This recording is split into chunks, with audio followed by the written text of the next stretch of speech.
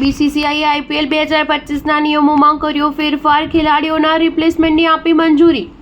ભારત પાકિસ્તાન તણાવ વચ્ચે ભારતીય ક્રિકેટ કંટ્રોલ બોર્ડે 8મી મેના રોજ આઈપીએલ 2025માં પંજાબ કિંગ્સ અને દિલ્હી કેપિટલ્સ વચ્ચેની મેચ રદ કરી હતી. ત્યારબાદ બીજા દિવસે બીસીસીઆઈએ આઈપીએલ 2025ની બાકીની મેચ અઠવાડિયા માટે મુલતવી રાખવાની જાહેરાત કરી હતી. હવે 17મી મેથી ફરીથી આઈપીએલ શરૂ થઈ રહી છે, પરંતુ ઘણા વિદેશી ખેલાડીઓ તેમાં ભાગ લઈ શકશે નહીં. આવી સ્થિતિમાં બીસીસીઆઈએ નિયમોમાં ફેરફાર કર્યો છે અને દરેક ટીમને વિદેશી ખેલાડીઓને અસ્થાયી રૂપે રિપ્લેસમેન્ટની મંજૂરી આપી છે. 22મી માર્ચથી શરૂ થયેલી આઈપીએલની 18મી સિઝન ભારતીય બોર્ડે 9 મેના રોજ બંધ કરી દીધી હતી. આવી સ્થિતિમાં મોટાભાગના વિદેશી ખેલાડીઓ પોતપોતાના દેશોમાં પરત ફર્યા હતા.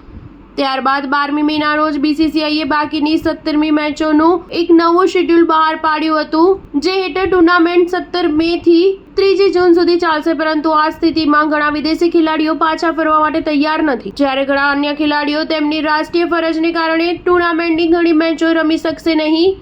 બીસીસીઆઈએ હવે બધી ફ્રેન્ચાઇઝીને ખેલાડીઓના રિપ્લેસમેન્ટની મંજૂરી આપી દીધી છે. અહેવાલ અનુસાર આઈપીએલના નિયમોમાં સ્પષ્ટ છે કે 12 મેચ પૂર્ણ થયા પછી જો ખેલાડીઓ ઈજા, બીમારી અથવા અન્ય કોઈ કારણોસર બહાર હોય તો કોઈ પણ ટીમ રિપ્લેસમેન્ટ ખેલાડીને સાઇન કરી શકતી નથી. આ સિઝનમાં ઘણી ટીમોએ 12 મેચ રમી છે, પરંતુ વર્તમાન પરિસ્થિતિને ધ્યાનમાં રાખીને આ વખતે બીસીસીઆઈએ નિયમો હેઠળ હળવા કર્યા છે અને દરેક ટીમને નવા ખેલાડીઓનો સમાવેશ કરવાની મંજૂરી આપી છે. સ્ટાર ન્યૂઝ 7 હંમેશા સચ્ચાઈની સાથે.